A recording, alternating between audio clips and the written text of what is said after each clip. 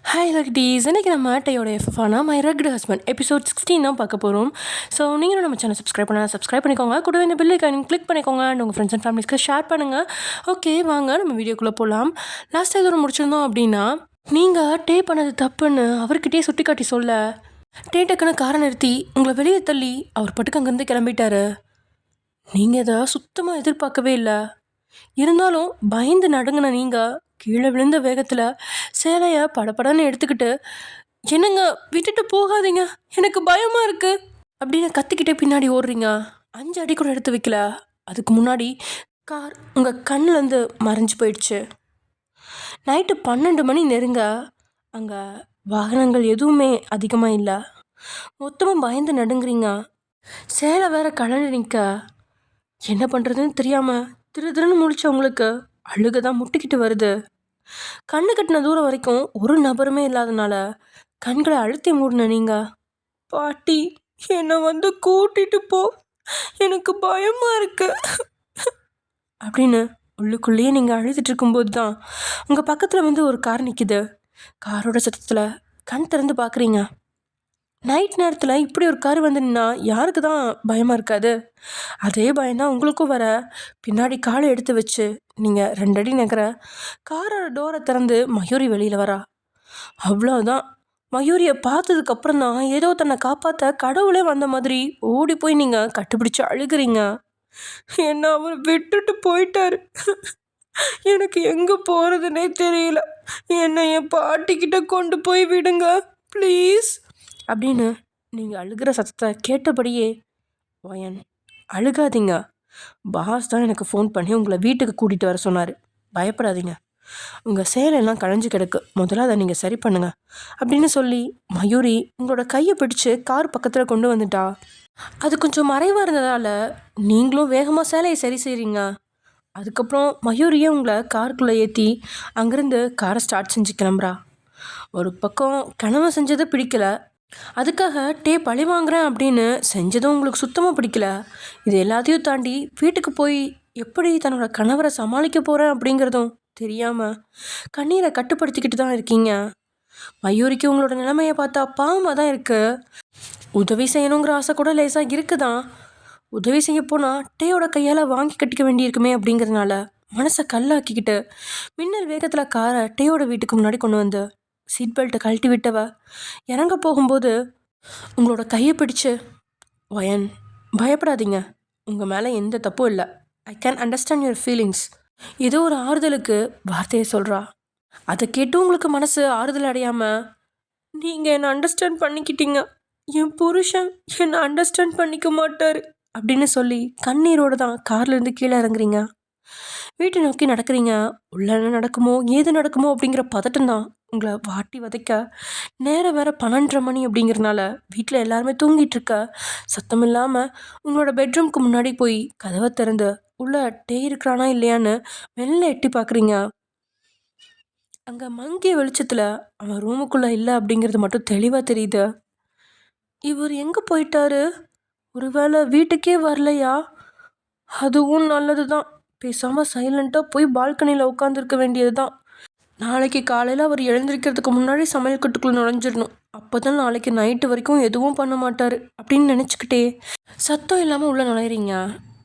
கதவை மெல்ல மூடிட்டு பால்கனியை நோக்கி போகிறதுக்காக திரும்பின நீங்கள் முன்னாடி மழை மாதிரி நின்றுட்டுருக்க டே மேலே மோதுறீங்க.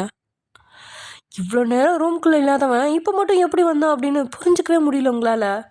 உள்ளே இருக்கிறதுக்கு வெளியில் ஓடுறதே நல்லது அப்படின்னு தோன்றினதால நைஸாக கையை பின்னோக்கி வச்சு கதவை திறந்த நீங்கள் வெளியோட முயற்சிக்கிறதுக்குள்ள உங்களோட வயிற்றை பிடிச்சு தூக்கி கட்டிலில் போடுறான்.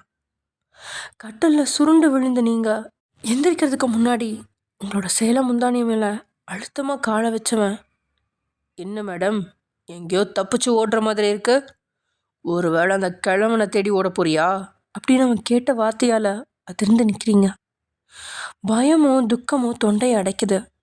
ஓடவும் முடியாது, மீறி ஓடுனா சேலை கலண்டும் அப்படின்னு இக்கட்டான நிலையில் நின்றுட்டுருக்கீங்க. உன்கிட்ட தாண்டி கேட்குறேன், எங்கே ஓடுற அப்படின்னு அவன் இன்னொரு முறை அழுத்தமாக கேட்க, இல்லை நான் ஓடலை அப்படின்னு ஒடுக்கப்பட்ட குரலோட சொல்கிறீங்க. ஓஹோ, அப்போ நீ என் கூட டான்ஸ் ஆட தான் என் ரூமுக்குள்ளே வந்தியா? ஓகே, நம்ம 2 பேரும் டான்ஸ் ஆடலாம் அப்படின்னு சொல்லி முந்தானையில் இருந்த காலை விலக்கி வலுக்கட்டாயமாக அவங்களோட கையை பிடிச்சு எழுப்புனவன் அங்கே இருக்கிற ரிமோட்டோட பட்டன் அழுத்தி ஹோம் தியேட்டரில் பாட்டை போடுறான். வயன், நம்ம 2 பேரும் டான்ஸ் ஆடுவோம், ஓகேவா? ஆர் யூ ரெடி அப்படின்னு சொல்லிட்டு ஒரு கையை இடுப்பில் வச்சுவேன், இன்னொரு கையை உங்கள் பின்னாடி வைக்கிறான். ஏற்கனவே அந்த கிழமை செஞ்ச வேலையில் மொத்தமாக வாழ்க்கையே வெறுத்து போன மாதிரி இருக்கு.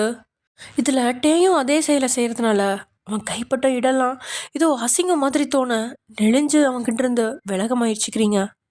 அவன் பிடி உங்கள் மேலே அழுத்தமாக தான் இருக்குது. என்ன வயன், டான்ஸ் ஆடலையா?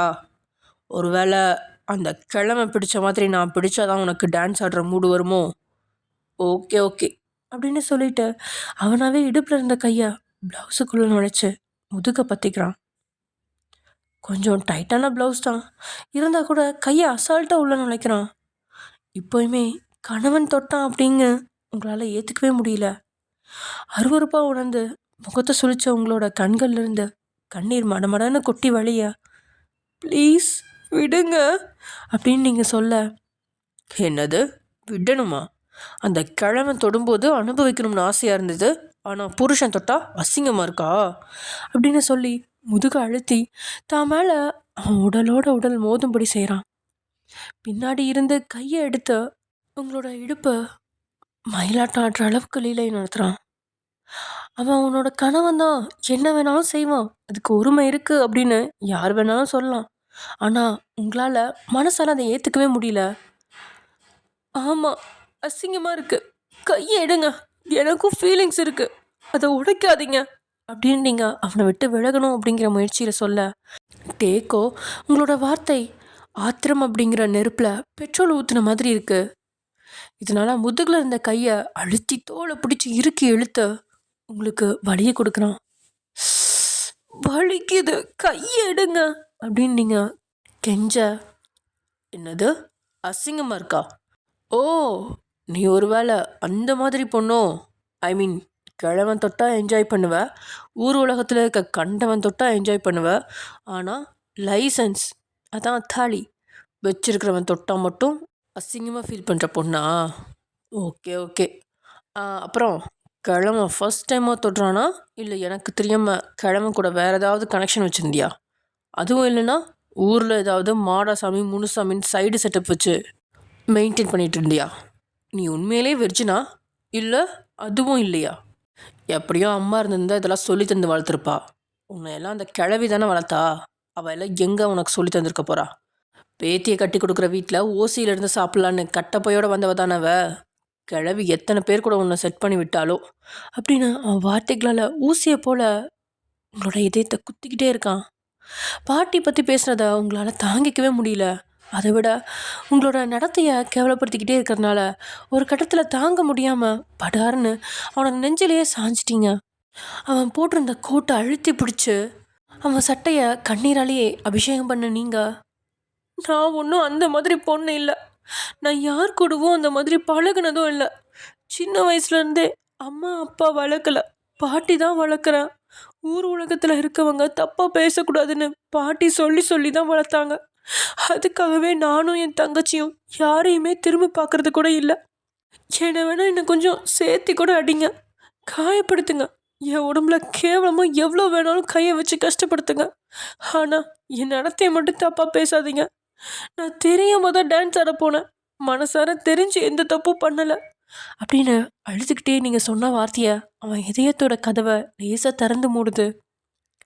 உங்கள் மேலே பற்றி இருந்த அந்த கைகள் எல்லாம் விலகுது. ஏன்னா அவனுக்கே நல்லா தெரியும் நீங்கள் எதுக்காக டான்ஸ் ஆட போனீங்க அப்படின்னு. அதோட கிழவனோட குணமும் தெரிஞ்சா நிச்சயம் போயிருக்க மாட்டீங்க அப்படின்னும், அனுபவிக்க நினச்சிருந்தா அந்த இடத்துல கண்ணீர் விட்டு அழுதுருக்கவே மாட்டீங்க அப்படின்னும் அவனுக்கு நல்லாவே தெரியும். இருந்தாலும் தனக்கு சொந்தமான பொருளை இன்னொருத்தன் தொட்டுறதையோ பார்க்குறதையோ ஏற்றுக்கொள்ளாதவன் நீங்கள் என்னதான் அவன் மனசு தொட்டிருந்தாலும் தண்டனை கொடுக்காம அவ்வளோ சீக்கிரம் விட மாட்டான். அதுவும் கொடூரமான தண்டனை கொடுக்கணும்னு நினச்சிருக்கான். ஆனால் ஏனோ அந்த விஷயத்தில் கொஞ்சம் இறங்கி வந்து உங்களை அவன்கிட்ட இருந்து விளக்குனவன், இங்கே பார், அழுது சீன் போட்டு நீ நல்லவ உத்தமின்னு நீ நிரூபிக்க நினைக்கிறதெல்லாம் எனக்கு நல்லா தெரியுது. இன்னொரு முறை எவன் கூடயாவது பேசுறது பழகிறது நீ ஏதாவது பண்ணனா இத்தோட நீ செத்தன்னு நினச்சிக்கோ. உனக்கு கல்யாணம் ஆகிடுச்சு. இனி உன் புருஷனோட விருப்பப்படி தான் நீ வாழணும். இன்னொரு முறை படிக்க போகிறேன்னு சொல்லி உனக்கு நீயே ஆப்பு வச்சுக்காத. இது என்னோட கடைசி எச்சரிக்கை அப்படின்னு அவன் மிரட்டுறான். அவன் இதுக்கு மேலே மிரட்டினாலும் கூட உங்களோட படிப்பாசை மட்டும் உங்களை விட்டு விளக்காது. இருந்தாலும் இப்போதைக்கு இருக்கிற மனநிலைமையில சரின்னு மட்டும் நீங்கள் தலையாட்டுறீங்க. தலை குனிஞ்சு இருக்கிறவங்களோட நாடியில் ஒத்த விரல வச்சு உயர்த்தினவன் நீங்கள் கண்ணை திறந்து அவனை பார்க்குறதுக்கு முன்னாடியே உங்களோட உதட்டில் அவனோட உதட்டை பதிச்சு மேல் உதட்ட அழுத்தமாக கவுறான். அவன் அப்படி கவுனதும் நீங்கள் அப்படியே அலறி துடிக்கிறீங்க. ஏன்னா அவன் முத்தமிடல, உங்களோட உதட்டில் கடிச்சு தான் வைக்கிறான். அவன் கடிச்சதில் ரத்தம் துளிர்விட அந்த ரத்தத்தோட சுவை அவனோட நாவை நனைக்குது. உங்களுக்கோ சுத்தமாக முடியல. அவன் நெஞ்சிலெல்லாம் கையை வச்சு அடிக்கிறீங்க, தடுக்கிறீங்க. ஆனால் அவன் கல்ல மாதிரி அப்படியே கடிச்சு வச்சிட்ருக்க. கண்களை இறுக்கி மூடி தலையை அசைச்சு தப்பிக்க முயற்சி செஞ்சும் முடியாததால் ஒரு கட்டத்தில் நீங்கள் சோர்ந்து அப்படியே அழுதுபடி நிற்கும்போது தான் உங்களோட உதட்டை விடுவிக்கிறான். எப்படியும் ஒரு 10 துளி ரத்தமாவது அவன் வாய்க்குள்ளே போயிருக்கும். மேல் உதட்டில் அவன் கடிச்சதில் ஒரு ஓரமாக தடிச்சு வீங்கிருச்சு. அதை விடுவிச்ச அடுத்த நொடி உதட்டில் கையை வச்சு அப்படின்னு முழங்கிட்டு இருக்கும்போதே உங்களோட கழுத்தை அழுத்தி பிடிச்சவன், இன்னைக்கு லிப்ஸை தான் கடித்தேன், நாளைக்கு எதை கடுப்பேன்னு சொல்ல முடியாது அப்படின்னு சொல்லி மேலோட்டமாக உங்களோட உடலை நோட்டமிட்டு, போய் ட்ரெஸ் சேஞ்ச் பண்ணிட்டு வந்து சோஃபாவில் படுடி அப்படின்னு சொன்ன அடுத்த செகண்ட் விட்டா போதுண்டா சாமின்னு அங்கேருந்து ஓடிட்டீங்க. இதனால் அவனும் ட்ரெஸ் சேஞ்ச் பண்ணிவிட்டு பாத்ரூம்குள்ளே நுழையிறான். அப்படியே ஷவர் முன்னாடி நின்று நீங்கள் சொன்னது தான் திரும்ப திரும்ப நினைக்கிறான். உங்களுக்கும் அந்த கிழவனுக்கும் எந்த வித்தியாசமும் இல்லை, 2 பேரும் ஒரே மாதிரி தான் நடந்துக்கிட்டீங்க அப்படின்ற அந்த வார்த்தை டேக் ஏதோ அவரோட இதய துடிப்பு மாதிரி திரும்ப திரும்ப அவரோட காதில் கேட்டுக்கிட்டே இருக்கு. ஏதோ பெருசாக தவறு செஞ்சது மாதிரி அவரோட மனசு பாரத்தை உணருது. பெண்களை மதிக்க மாட்டான், காலில் போடுற செருப்பாக தான் நினைப்பான். ஆனால் எந்த பொண்ணையும் தீண்டியதும் இல்லை. கோபத்தில் ஒரு சிலரோட கன்னத்தை தான் கையால் பதம் பார்த்துருக்கான். அதை நினச்சி வருத்தப்பட்டதும் இல்லை. ஆனால் இன்னைக்கு அவசரப்பட்டு தான் அந்த பொண்ணோட உடலில் கையை வச்சோம் அப்படிங்கிறது அவனுக்கு புரியுது. இருந்தாலும் உங்களை அந்த கிழவன் தொட்டது அவனால் ஏற்றுக்க முடியாம தான் பழிக்கு பழி அப்படிங்கிற மாதிரி எதுவும் தெரியாத அந்த அப்பாவி பொண்ணு மேலே கையை வச்சான். தன்னோட மனைவியை தீண்டும் போதோ, அவளோட விருப்பம் இல்லாமல் அவள் உடலை தொடும்போதோ, அவளுக்கு காயத்தை கொடுக்கும்போது கூட அவனுக்கு எந்த ஒரு குற்ற உணர்ச்சியுமே வரல. அதுக்கு காரணம் அவள் தனக்கானவ, அவளோட உடல் தனக்கு மட்டுமே சொந்தம். அதனால் அவளை என்ன வேணாலும் செய்யலாம் அப்படிங்கிற கர்வம் இருக்குது. ஆனால் இன்னொரு பொண்ணு மேலே கை வச்சது தப்பு அப்படின்னு அவனுக்கு நல்லாவே புரியுது. அதுக்காகலாம் அந்த பொண்ணு காலில் விழுந்து மன்னிப்பு கேட்குற அளவுக்குலாம் அவன் அவ்வளோ லேசப்பட்டவன் கிடையாது. வழக்கமாக 15 நிமிஷத்தில் குளித்து வெளியில் வர்ற இன்னைக்கு 1 மணி நேரமாக குற்ற உணர்ச்சியில் பரிதவிச்சிட்டு பாத்ரூமை விட்டு வெளியே வர, நீங்கள் ட்ரெஸ் சேஞ்ச் பண்ணிவிட்டு சோஃபாவில் படுத்து தூங்கிட்டீங்க. 10 செகண்ட்ஸ் உங்கள் மேலே பார்வையை படர விட்டவன் ட்ரெஸ் சேஞ்ச் பண்ணிவிட்டு அவனும் பெட்டில் படுத்துட்டான். இங்கே பாட்டி வீட்டில் காலையில் நேரமே எழுந்திரிச்சு சமையல் கட்டுக்குள்ளே வந்து பார்க்க, தியா சமையல் அப்படிங்கிற பேரில் எதையோ ஒன்று பண்ணி வச்சுருக்கா. எந்த நேரத்தில் என் மகனும் மருமகளும் பெற்று போட்டாலோ இவளை என்னை சாகடிக்கிறதே வந்திருக்கா போல அப்படின்னு நினச்சிட்டு பாட்டி புலம்பிட்டு நிற்க, அவளுக்கு கால் வருது. யாரோ அப்படின்னு நினச்சி பாட்டி ஃபோன் எடுக்க, தியா தான். பாட்டி, நான் தான் பேசுகிறேன், உனக்கு வேறு யார் கால் பண்ணுவா? சரி, நான் சொல்கிறத நல்லா கேட்டுக்கோ. உனக்கு சாப்பாடு செஞ்சு வச்சுருக்கேன், அதை சாப்பிட்ரு. அப்புறம் முக்கியமான விஷயம், சித்தப்பா வீட்டுக்கு கீதை நீ ஏதாவது வேலை செஞ்ச போனேன்னு கேள்விப்பட்டேன்னு வச்சுக்கோ, காலை உடச்சிருவேன் பார்த்துக்க. உனக்கு ஏதாவது தேவை இருந்தால் பக்கத்தில் இருக்கிற அண்ணா கிட்ட சொல்லு, அவர் அதை வாங்கி தருவார். நான் இன்னும் 1 வாரத்துக்கு அப்புறம் தான் சென்னையிலேருந்து ஊருக்கு வருவேன். வரும்போது கண்டிப்பாக அக்காவோட தான் வருவேன் அப்படின்னு தியா மூச்சு விடாமல் பேசி முடிச்சு பாட்டியோட எதிர்பதில் கேட்காமலே காலை கட் பண்ணிட்டா. இதை கேட்ட பாட்டி முன்னாடி இருந்த உங்கள் அப்பா அம்மா ஃபோட்டோவை பார்த்துட்டு, என்னை மன்னிச்சிருப்பா, என்னை நம்பி தான் பிள்ளையை விட்டுட்டு போனீங்க, ஆனால் நான் அந்த பிள்ளையோட வாழ்க்கையை கெடுத்துட்டேன் அப்படின்னு வீட்டு வாசலில் உட்காந்து கண்ணீர் வெடிக்க ஆரம்பிச்சிட்டாங்க. இங்கே காலையில் 6 மணிக்கு ஆப்பிள் வாட்ச் அலாரம் அடிச்சிட்ருக்க அடுத்த செகண்ட் கண் விழிக்கிறான் நம்மட்டே. நேற்று நைட் லேட்டாக தான் தூங்கினான். இருந்தாலும் எப்பயுமே காலையில் எழுந்திரிக்கிற டைமுக்கு எப்பயுமே எழுந்திரிச்சிருவான். அதில் என்றைக்குமே லேட் பண்ணதில்லை. அவன் கண் விழிச்சதும் அவனோட அடுத்த வேலை என்ன, உங்களை டார்ச்சர் பண்ணுறது தானே. அதே நோக்கத்தோட பெட்லேருந்து எழுந்து அவன் பார்க்க, நீங்கள் சோஃபாவில் இல்லை. என்னவா 2 நாள்லேயே தெரிஞ்சிட்டாளா அப்படின்ற மைண்ட் செட்டோட அவன் பெட்ரூமை விட்டு வெளியே வர, அங்கே நீங்கள் குளிச்சுட்டு சேலையை கட்டிக்கிட்டு அப்படியே 2 பக்கம் இருந்தும் முடியை எடுத்து ஒரு கிளிப்பை போட்டுக்கிட்டு ஈரம் சொட்ட சொட்ட அப்படியே நேராக சமையல் கட்டுக்கு தான் போகிறீங்க. நீங்கள் டேவை கவனிக்கல, ஆனால் டே உங்களை நல்லா கவனிச்சிட்டாரு. டேவும் ஜாக்கிங் போகிறதுக்காக ட்ரெஸ்ஸை மாற்றிட்டு வீட்டை விட்டு வெளியே வர வீட்டுக்கு முன்னாடி ஒரு கார் வந்து நிற்கிது. அந்த கார்லேருந்து கீழே இறங்கின ஜிமின் வீட்டுக்குள்ளே வந்துட்டான். இப்போ வரைக்கும் ஜிமின் சென்னையில் தான் இருக்கான். தியாவும் சென்னைக்கு தான் வந்துட்டுருக்கா. பொறுப்பு இல்லாமல் தன்னோட விருப்பப்படி சுற்றிக்கிட்டு இருக்க ஜிமினும் பொறுப்பு தான் உயிர் மூச்சு, வாழ்க்கைனா ஒரு ஸ்ட்ரைட் லைனில் இருக்கணும் அப்படின்னு நினைக்கிற தியாவோட சந்திப்பும் எப்படி இருக்க போகுது அப்படிங்கிறத சீக்கிரமே பார்க்க போகிறோம். அப்படியே ஜிமின் வந்தவன் குட் மார்னிங் ப்ரோ அப்படின்னு சொல்ல அப்படியே அவனை தன்னைக்கிட்ட இருந்து விளக்கி முறைச்சி பார்த்தவன், இன்னொரு முறை நைட்டு ஃபோன் பண்ணி புலம்புனேன்னு வச்சுக்கோ, உன்னை காலி பண்ணிடுவேன் அப்படின்னு வார்த்தையிலே மிரட்டி பாக்கெட்டில் இருந்த மொபைலில் இருந்த ஆடியோ ரெக்கார்டரை ஆன் செஞ்சு அங்கேருந்து கிளம்புறான். அந்த ஆடியோ ரெக்கார்டரில் யாருக்குமே என்ன பிடிக்கலடா மச்சான், ஜாலியாக ஊர் சுற்றிட்டு இருந்தேன், கடைசியில் வீட்டுக்குள்ளே ஹவுஸ் அரெஸ்ட் பண்ணிட்டாங்க, துணைக்கு மயூரியை விட்டுட்டு போயிருந்தா அவளை வம்பிழுத்தாவது டைம் பாஸ் பண்ணியிருப்பேன், இப்போ அதுவும் இல்லாமல் போச்சு, நேற்றுக்கு கழுவி கழுவி ஊற்றி கம்பெனி கொடுத்த அந்த பொண்ணு எனக்கு மெசேஜ் பண்ணலை, போகிற போக்க பார்த்தா செத்துரு வேண்டாம் மச்சான், இவ்வளோ நாள் என்னை பெத்த பண்ணாடைக்கு மட்டும் என்னை பிடிக்காதுன்னு நினச்சேன், இப்போ டே அண்ணாக்கும் பிடிக்காதுங்கிறது நல்லா புரியுதுடா, நான் என்னடா பண்ணுறது மச்சான் அப்படின்னு நேற்று ஜிமின் குடிபோதையில் தன்னோட நண்பனுக்கு ஃபோன் செஞ்சு பேசுகிறேன் அப்படின்னு டேக்கு ஃபோன் செஞ்சு பேசினேன் ஆடியோவோட அப்படின்னு நெஞ்சில் கை வச்சவன், ஆத்தாடி இவ்வளோ பேசியிருக்கேனா, நல்ல வேலை அடிக்காமல் பாவம் பார்த்து விட்டுட்டு போயிருக்காரு அப்படின்னு நினச்சி உள்ளே நுழைஞ்சவன் அவன் அம்மா குடியிருக்கிற கோவிலான சமையல் கட்டுக்குள்ளே தான் போகிறான். அங்கே கண்ணம்மா நீங்கள் லக்ஷ்மின்னு 3 பேரும் சமையலில் மூழ்கி இருக்க மெல்ல உங்கள் பின்னாடி வந்தவன் உங்களோட தோளில் கை வச்சு தட்ட, அத்தை கொஞ்ச நேரத்துக்கு அப்புறம் காஃபி தந்தால் போதும் அப்படின்னு சொன்னபடியே நீங்கள் திரும்பி பார்க்க 32 பல்லும் தெரிகிற மாதிரி புன்னகையோடு நின்றுட்டு இருந்தவன் திடீர்னு முட்டிக்கால் போட்டு கையில் இருந்த கொத்தமல்லி கட்டை உங்ககிட்ட நீட்டி ஐ லவ் யூ அண்ணி அப்படின்னு சொல்ல, ஜிமினை பார்த்த உடனே ஏதோ ஒரு சந்தோஷம். உங்களுக்கு மட்டும் இல்லை, கண்ணம்மாவுக்கும் லக்ஷ்மிக்கும் அதே நிலைமை தான். தேங்க்யூ அத்தா அப்படின்னு சிரிச்சபடியே வாங்கிக்கிட்டீங்க. இதனால் எழுந்து நின்னவன் கண்ணம்மா மற்றும் லக்ஷ்மியை பார்க்க அவ்வளோ நேரம் சிரிச்சபடி நின்றுட்டு இருந்தவங்க முகத்தை சுழிச்சுக்கிட்டு தலையை திருப்புறாங்க. ஓஹோ, கோவமாக இருக்கீங்களா, கூல் பண்ணிட்டா போச்சு அப்படின்னு சிரிச்சபடியே மெல்ல கண்ணப்பா பக்கத்தில் வந்தவன் அவன் கண்ணத்தை பிடிச்சி கிள்ளி ஐ மிஸ் யூ டி மம்மி அப்படின்னு சொல்ல, நான் உன்னைய மிஸ் பண்ணலையே, எத்தனை நாள் எங்கே போனீங்க அப்படின்னு கண்ணம்மா கேட்க, உன்னைய கட்டிக்கணுங்கிறதுக்காக தான் உன் புருஷன் புள்ள குட்டின்னு எல்லாருக்காலையும் விழுந்து எனக்கு கண்ணம்மாவை கட்டித்தாங்கன்னு சொல்லி கதற போனேன்டி என் செல்லம் அப்படின்னு கிண்டல் அடிச்சுட்டே அடுத்தது லக்ஷ்மி பக்கம் போகிறான். லக்ஷ்மி எல்லாம் சுத்தமாக கண்டுக்காமல் கோவமாக இருக்கிற மாதிரி வெயிட் பண்ணிகிட்டு இருக்காங்க.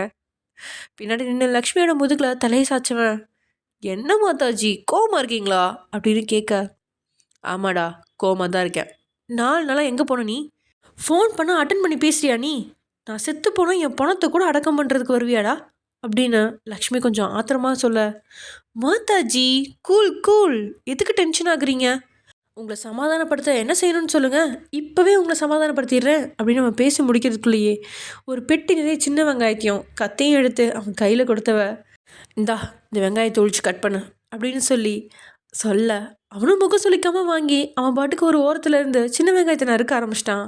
அவனோட செயல் கண்ணம்மாவுக்கும் லக்ஷ்மிக்கும் பெரிய அதிசயம்லாம் கிடையாது, அவங்களுக்கு பழகி போனது தான். ஆனால் உங்களுக்கெல்லாம் ஜிமினோட செயலை பார்க்கும்போது கொஞ்சம் வித்தியாசமாக தான் இருக்குது. சகஜமாக பேசுகிறான். அதோட இந்த வீட்டுக்கு வந்த 4 நாளில் அங்கே இருக்கிறவங்கலாம் ஆண்கள் எப்படி இருக்காங்க அப்படிங்கிறதையும் நீங்கள் பார்த்துருக்கீங்க. அவங்க யாருமே சமையல் கட்டுக்குள்ளே நுழைஞ்சதே இல்லை. தண்ணி வேணுன்னா கூட பெண்கள் தான் கிச்சனுக்குள்ளே வந்து தண்ணீர் எடுத்துக்கொண்டு போய் கொடுக்கணும். இப்படி கட்டுப்பாடோடு இருக்க இந்த குடும்பத்தில் முதல்ல சமையல் கட்டுக்குள்ளே நுழைஞ்ச ஆண் நம்ம ஜிமின் தான். அம்மாவோட பேச்சுக்கு முகம் சுளிக்காமல் வெங்காயத்தை கீறிக்கிட்டு இருக்கான். அவனை பார்க்க கொஞ்சம் வித்தியாசமாக தான் இருக்கு உங்களுக்கு. கண்ணம்மா கொஞ்சம் நாளைக்கு முன்னாடி ஜிமின் மட்டும் இந்த குடும்பத்தில் உள்ளனா அப்படின்னு அவனுக்கே சந்தேகம் வரும் அப்படிங்கிற மாதிரி சொன்னது ஏன்னு இப்போ தான் உங்களுக்கு புரியுது. இவர் மாதிரியே என் புருஷன் இருந்திருந்தா நல்லா இருந்திருக்கும்ல.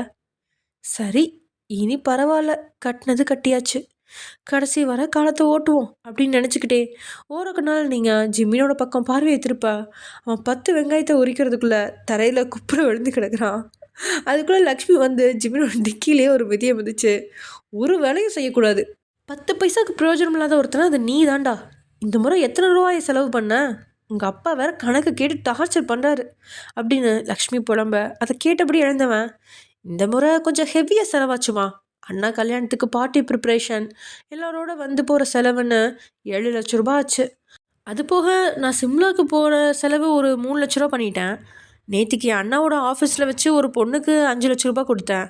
அது போக கொஞ்சம் திங்ஸ் எல்லாம் வாங்கினேன். எல்லாமா ஒரு 16லேருந்து 17 லட்சம் செலவாயிடுச்சு.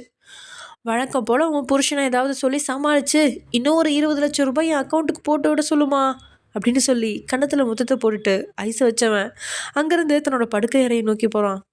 அவன் அசால்ட்டாக இவ்வளோ செலவு பண்ணியிருக்கான் அப்படின்னு லக்ஷ்மியும் பெருசாக எந்த ரியாக்ஷனும் இல்லை. ஆனால் உங்களுக்கு தான் 16-17 லட்சமா அப்படின்னு ஹார்ட் அட்டாக் வர அளவுக்கு நெஞ்சில் கை வச்சு நிற்க, அப்போது லக்ஷ்மி உங்ககிட்ட, ஏம்மா உன்னோட பேகு ட்ரெஸ் எல்லாம் ஜிமினோட ரூமில் தானே இருக்குது, நீ போய் அதை எடுத்து டேயோட ரூமில் கொண்டு போய் வைமா அப்படின்னு சொல்ல, நம்ம ரூமுக்குள்ளே இருக்கிறதே இன்னும் பாரமாக நினைக்கிறோம் அவர் அப்படின்ற மைண்ட் செட்லேயே இருக்க, இதில் பையன் வேறு அங்கே கொண்டுட்டு போனான், டே ஏதாவது சொல்வானோ அப்படிங்கிற பயத்தில், வேணா அத்தை அவர் கோவப்படுவார் அப்படின்னு சொல்ல, இதில் என்னமோ கோவப்பட இருக்குது, இத்தனை நாள் ஜிமின் வீட்டில் இல்லை, அதனால் அவனோட ரூமில் நீ ட்ரெஸ்ஸை வச்சுருந்த, இன்னைக்கு ஜிமின் வந்துட்டான், 2 நாள் இங்கே இருப்பான்னு நினைக்கிறேன், அவ்வளோ நாளாவது நீ டேயோட ரூமில் உன் ட்ரெஸ்ஸை வச்சுக்கோமா, நான் இதை பற்றி டேக்கிட்டு பேசுகிறேன் அப்படின்னு லக்ஷ்மி சொல்ல, உங்களுக்கோ டே விஷயத்தில் எது செய்யணும் அப்படின்னா கூட இப்போ வரைக்கும் ஒரே பயம்தான், அதனால் தயங்கின நீங்கள், அத்தை 3ஆவதாக ஒரு பெட்ரூம் இருக்கே, அந்த பெட்ரூமில் வேணா நான் என் ட்ரெஸ்ஸை வைக்கட்டுமா அப்படின்னு கேட்க, உங்களோட வார்த்தையை கேட்டு அமைதியான லக்ஷ்மி வார்த்தை வராமல் கண்ணம்மாவோட பக்கம் பார்வையை திருப்ப, வயன் அது ஒரு கெஸ்ட்டோட ரூமுமா, அவங்க அடிக்கடி வந்து போகிற கெஸ்ட்டு, அதனால் அந்த ரூமில் நீ எதையும் வைக்க முடியாது, நீ டே தம்பியோட ரூம்லேயே வெய்மா அப்படின்னு கண்ணம்மாவும் வற்புறுத்த, சரி நான் அவர் வர்றதுக்கு முன்னாடி துணியை மட்டும் எடுத்து வச்சுட்டு வந்துடுறேன் அப்படின்னு சொல்லிட்டு நேராக ஜிமினோட ரூமுக்கு போகிறீங்க. கதவு திறந்துக்கிறதுனால உள்ளே நீங்கள் நுழைய, அங்கே அவனும் சட்டை இல்லாமல் கட்டிலில் படுத்து உங்களோட துப்புட்டாவை ஏதோ போகிற மாதிரி மூடிக்கிட்டு கிடக்குறான். இதனால் உள்ளே போகலாமா வேண்டாமான்னு தயங்கின நீங்கள் மெல்ல அங்கேருந்து கிளம்ப, என்ன நீ ரூம் வர வந்துட்டு திரும்பி போகிறீங்க அப்படின்னு அவன் குரல் கொடுக்க, அப்படியே திரும்பி உள்ளே வந்த நீங்கள், என்னோட லக்கேஜ் இருக்கு எடுத்துக்கிட்டுமாத்தான் அப்படின்னு கேட்குறீங்க. என்ன நீ அத்தான் கித்தான்னு அந்த காலத்து ஆறு மாதிரி பேசுகிறீங்க, அண்ணினா அம்மா மாதிரி அந்த காலத்தில் சொல்லுவாங்க, ஆனால் இந்த காலத்தில் அண்ணினா ஃப்ரெண்டு மாதிரி, நீங்கள் என்ன ஜிமின்னே கூப்பிடுங்க, நான் உங்களை பையன்னே கூப்பிட்றேன் அப்படின்னு அவன் அசால்ட்டாக தான் சொல்கிறான். ஆனால் அவங்களுக்கு தான் மனசே வராமல் முடியாது அப்படின்னு ஆரம்பத்திலே தலையாட்டிட்டீங்க. என்ன நீ இப்படியெல்லாம் பயப்படுறீங்களே, சரி விடுங்க, கொஞ்ச நாளில் எல்லாம் மாறிடும்னு நம்புகிறேன், நீங்கள் உங்கள் திங்ஸ்லாம் எடுத்துக்கோங்க அப்படின்னு அவன் சொல்ல, நீங்களும் வெளியே இருந்த ஒரு சில ட்ரெஸ்ஸை மட்டும் லக்கேஜில் எடுத்து வச்சுக்கிட்டு இருக்கும்போதே உங்களை ஓரக்கண்ணால் பார்த்தவன் கண்களுக்கு நேற்றுட்டே உங்களோட முதுகில் கையை பிடிச்சி அழுத்தி முதுகை சிவக்க வச்சு தன்னோட கை ரேகையை பதிஞ்சிருந்தது தென்பட்டுருச்சு. நீங்கள் வேறு நல்ல ஒயிட்டாக இருக்க, நல்லா அந்த டேயோட கைவிரல் அச்சு செவந்து போய் ப்ளவுஸுக்கு மேலே முதுகில் கொஞ்சம் தெரிய, அப்படியே முகத்தை சுழிச்சுக்கிட்டே தலையை திருப்புறான் நம்ம ஜிமின்.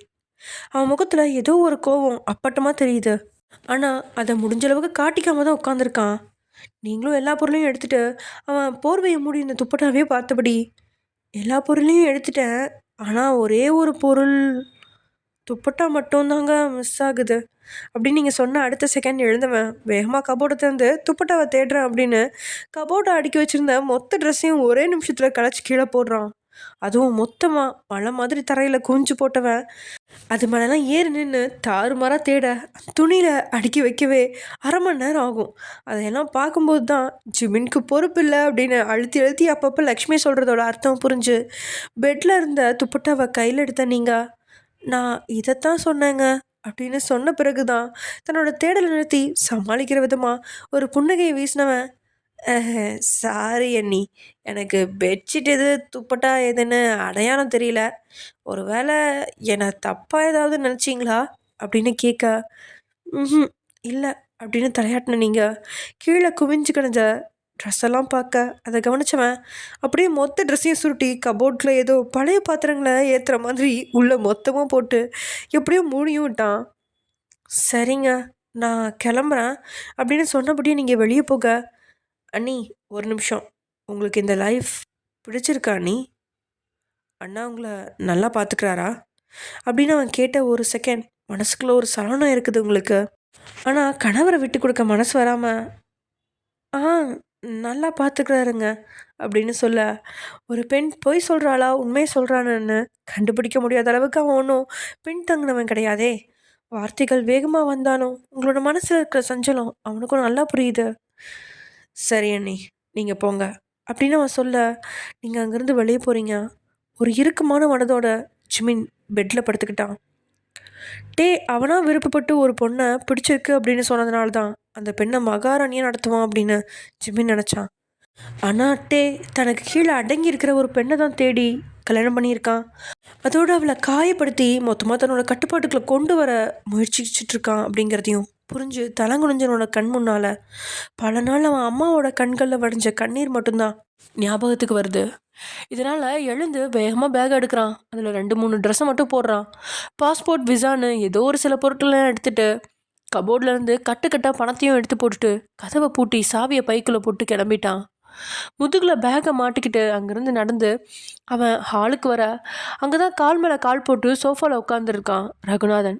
அப்பாவும் மகனும் ஒருத்தர் பார்த்து கண்டு காணாத மாதிரி அங்கேருந்து நகர, அந்த நேரத்தில் கணவருக்கு தண்ணி கொடுக்க வந்த நம்ம லக்ஷ்மி அதை பார்த்து, ஜிமின் எங்கடா போகிற அப்படின்னு அவன் பக்கத்தில் வந்து அவனை தடுக்க, நான் என் ஃப்ரெண்ட்ஸ் கூட ஆஸ்திரேலியா போகிறேன், திரும்பி வர 1 மாதம் ஆகும் அப்படின்னு சொல்லிட்டு அவன் போக போக வீட்டுக்கு வந்து 1 மணி நேரம் கூட முடியல. அதுக்குள்ளே ஜிமின் கிளம்புறான். இது பல நாளாக நடக்கிறது தான். இருந்தாலும் ஜிமினை வச்சு டேக்கிட்ட பேசி உங்களை கொஞ்சம் நல்ல விதமாக பார்த்துக்க வைக்கலாம் அப்படின்னு லக்ஷ்மி கொஞ்ச நேரத்துக்கு முன்னாடி தான் யோசிச்சா. ஜிமின் சொன்னாலும் டே கேட்க வாய்ப்பில்லை. இருந்தாலும் அப்படியாவது ஒரு அதிசயம் நடந்து உங்களோட வாழ்க்கையில் மாறுதல் வரணும் அப்படிங்கிற எண்ணத்தில் அவனை தடுக்க நினச்சி, என்னடா வந்து கொஞ்ச நேரம் கூட ஆகலை அதுக்குள்ளே போகிற, அம்மா உனக்காக சமைச்சு வச்சுருக்கேன், வயிற்ற காயப்படாமல் சாப்பிட்டாவது போ அப்படின்னு லக்ஷ்மி தாய் பாசத்தை பொழிய, நான் அந்த நாய் எப்போ சாகுன்னு காத்துட்ருக்கேன், இதில் நீ அதுக்கு தின்ன கொடுத்து குளிப்பாட்டி வீட்டுக்குள்ளே வச்சு பூஜை பண்ண பார்க்குறியா? போகிறவன் போகட்டும், திரும்பி மட்டும் வந்துடாத, அவன் முகத்தை பார்க்கவே கேவலமாக இருக்குது அப்படின்னு ரகுநாதன் அவங்க பக்கம் திரும்பவுனே சொல்ல, அண்ணா லக்ஷ்மி இங்கே ஜிமினோட கையை பிடிச்சிருந்த பிடியை விடாமல் வச்சுருக்கா. அதான் உன்னோட முதலாளி சொல்லிட்டாரேம்மா, என் கையை விடுங்க, கண்ட நாய்ங்க எல்லாம் என்ன கண்ட்ரோல் பண்ண முடியாது, நான் என் விருப்பப்படி தான் இருப்பேன். வயசாகி கடைசி காலத்தில் சாக கிடக்கும்போது தான் பொண்ணுங்களோட அருமை என்னங்கிறது ஒரு சில ஆம்பளைங்களுக்கு புரியும். உன்ன மாதிரி புருஷன் பேச்சுக்கு ஆமாசாமி போடுறது தாம்மா பொண்ணுங்க பண்ணுற பெரிய தப்பு. பொம்பளைங்க ஆம்பளைங்களை தூக்கி போட்டு மிதிக்காததுனால தான் சிலதுங்க மதிக்காமல் இருக்காங்க. இப்படிப்பட்ட டேஷுங்க இருக்கிற வீட்டில் நான் இருக்க மாட்டேன் அப்படின்னு சொல்லி அவன் கிளம்ப தயாராகிறான். பொட்டச்சிங்கள கடவுள் வீட்டுக்குள்ளே அடங்கியிருக்கவும் புருஷன் படுக்க கூப்பிட்டா சந்தோஷப்படுத்தவும் தான் படைச்சி வச்சுருக்காரு. நீ புதுசாக இந்த குடும்பத்தில் ரூல்ஸ் எல்லாம் உருவாக்க வேண்டாம். ஆம்பளைங்களை அடக்கிறதுக்கு படிச்சிருக்காருன்னா பொம்பளைங்களை அடங்கி போக படிச்சிருக்காரு. இதெல்லாம் புரியாத என்ன பிறவியாக பிறந்த நீ? உண்மையாகவே உங்கள் அம்மா என் கூட படுத்து உன்னை பெத்தாளா இல்லை எவன் கூடயாவது படுத்து உன்னை பெத்தாளான்னு தெரியல அப்படின்னு லக்ஷ்மியோட நடத்திய தவறாக பேசி கேவலப்படுத்தின ரகுநாதனோட வார்த்தையால் லக்ஷ்மி கண்ணீர் வடிக்க ஜிமின் கோபத்தோட உச்சிக்கே போயிட்டான். தோளில் இருந்த பையன் தூக்கி தரையில் வீசினவன் லக்ஷ்மி கிட்ட இருந்த கையை உதறிட்டு, உனக்கு எங்கள் அம்மா அடிமை மாதிரி இருக்கிறதே பெரிய விஷயம், இதில் அவங்க கேரக்டர் வேற தப்பாக பேசுறியா? அதோட என் காது கேட்க பொட்டச்சு கிட்டச்சின்னு பேசுகிற வேலையில் வச்சுக்காத. ஒரு காலத்தில் பொண்ணுங்க ஆம்பளைங்களுக்கு கீழே இருந்தாங்களாம், ஆனால் இனிமேல் அந்த மாதிரி இருக்கணும்னு அவசியம் இல்லை. என் அம்மா மட்டும் இல்லைனா நீ எல்லாம் ஒன்றுமே இல்லாதவன் அப்படின்னு ஜிமின் மல்லுக்கட்ட. இந்த இடத்துல ரகுநாதனோட மனசோ போயும் ஒரு பொட்டச்சி இல்லைன்னா நீ இல்லைங்கிற அளவுக்கு உன் மகன் கேவலப்படுத்துகிறான் அப்படின்னு தூண்டிவிட கையை ஓங்கிக்கிட்டு மகன் அடிக்கிறதுக்காக போகிறான். கணவன் கையை ஓங்கிக்கிட்டு வரதுனால பயந்து போனவ வேகமாக ரகுநாதனோட பக்கத்தில் வந்து, என்னங்க அவன் தெரியாமல் பேசிட்டான், தோளுக்கு மேலே வளர்ந்த பையனை அடிக்க கையை ஓங்காதீங்க அப்படின்னு பேசிகிட்டு இருக்கும்போதே ஓங்கின கையை லக்ஷ்மியோட கன்னத்தில் பதிக்க வர்றான் ரகுநாதன். ஆனால் நொடி பொழுதுல ஜிமின் ரகுநாதனோட கையை பிடிச்சு லக்ஷ்மியை அடிக்காதபடி தடுத்துட்டான். அதுவும் சாதாரண பிடி ஒன்றும் இல்லைங்க, ரகுநாதனோட கையை உடைக்கிற அளவுக்கு இருக்குது அந்த பிடி. ஜிமின் கிட்டேருந்து தன்னோட கையை விடுவிக்க முடியாமல் ரகுநாதன் வலியால் திணறான். இங்கே பாரு, என் அம்மா மேலே கையை வச்சேன்னு வச்சுக்கோ, உன்னை நான் கொலை பண்ண கூட யோசிக்க மாட்டேன். நானும் சின்ன வயசுலேருந்து பார்த்துக்கிட்டே இருக்கேன். எப்போ பார்த்தாலும் என் அம்மாவை அடித்து கொடுமைப்படுத்துறதே உனக்கு வேலையாக போச்சு. என்னோட பொறுமைக்கும் ஒரு எல்லை இருக்குது அப்படின்னு சூடான எண்ணெயில் விழுந்த கடுகு மாதிரி புரியிறான். ஜிமின் இருக்கிற கோவத்தில் ரகுநாதரை அடித்தா கணவனுக்கு ஏதாவது ஆகிரும், மகன் ஜெயிலுக்கு போயிடுவான் அப்படின்னு பயந்து போனான் லக்ஷ்மி. இவங்க இப்படி மல்லு கட்டுறது முதல் முறை இல்லைங்க, கிட்டத்தட்ட 10 வருஷமாக நடக்கிறது தான். ஜிமின் ஆரம்பத்தில் அப்பாவுக்கு பயந்து தான் இருந்தான். ஆனால் நாட்கள் செல்ல செல்ல தாத்தா, அப்பா, பெரியப்பான்னு 3 பேரும் பொண்ணுங்களை எப்படி நடத்துகிறாங்க அப்படிங்கிறத புரிஞ்சுக்கிட்டு அவங்க 3 பேரையுமே வெறுக்க ஆரம்பிச்சிடறான். துளி அளவு கூட மதிக்க மாட்டான் அவங்கள. அது மனசால மட்டும் இல்லை, வார்த்தையாலையும் தான். அவன் வீட்டில் மதிக்கிற ஒரே ஆண்மகன் அப்படின்னா நம்ம டே மட்டும்தான். ஆனால் இன்னைக்கு முதலா உங்களோட உடலில் இருக்கிற காயத்தை பார்த்து டே மேலே இருந்த மதிப்பும் கொஞ்சம் குறையுது. 2 பேருக்கும் இடையே நடக்கிற மல்லுக்கிட்ட பார்த்து பயந்து போன லக்ஷ்மி என்ன செய்யறதுன்னு தெரியாமல் கீழே கிடந்த ஜிமினோட பேக் எடுத்து கையில் கொடுத்தவ, நீ போ, இந்த வீட்டிலே இருக்காத, எங்கேயாவது போயிடு, உனக்கும் இந்த வீட்டுக்கும் எந்த சம்மந்தமும் இல்லை, கிளம்பு அப்படின்னு சொல்லி பிரச்சனையை முடிக்க மகனை அனுப்ப துணிச்சிட்டா. பேகை கோபத்தோட வாங்கிக்கிட்டவன், உன்ன மாதிரி பொம்பளைங்க இருக்கிறதுனால தாம்மா ஆம்பளைங்க ஓவராக துள்ளுறாங்க, எதிர்த்து பேசு, உனக்கு நான் இருக்கேன் அப்படின்னு முகம் எல்லாம் கோபம் அண்ணாலாம் தெரிக்க அவன் சொல்ல பல நாள் இந்த வார்த்தையை அவன் சொல்லியிருக்கான். ஆனால் ஒரு நாள் கூட லக்ஷ்மி ரெஸ்பான்ஸ் பண்ணதில்ல. அதே போல தான் இன்றைக்கும் ரெஸ்பான்ஸ் இல்லாமல் தலையை கவிழ்த்து மகனோட முதுகில் கையை வச்சு நீ போ ஜிமின் அப்படின்னு சொல்ல ரகுநாதனை முறைச்சி பார்த்தபடியே அவன் கையை விடுவிச்சு அங்கேருந்து கிளம்பிட்டான். ஜிமினோட குணத்தை பொறுத்த வரைக்கும் இப்படி ஒரு அப்பனை இத்தனை நாள் உயிரோட விட்டதே பெரிய விஷயம்தான். அதனால தான் வீட்டில் இருந்தால் குடும்பத்தில் பிரச்சனை வரும்னு ஜிமின் வீட்டுக்கு வரமாட்டான். ஓகே ஃப்ரெண்ட்ஸ், இது ஒரு எபிசோட் முடியுது. நெக்ஸ்ட் எபிசோட நாளைக்கு பார்க்கலாம். Okay bye.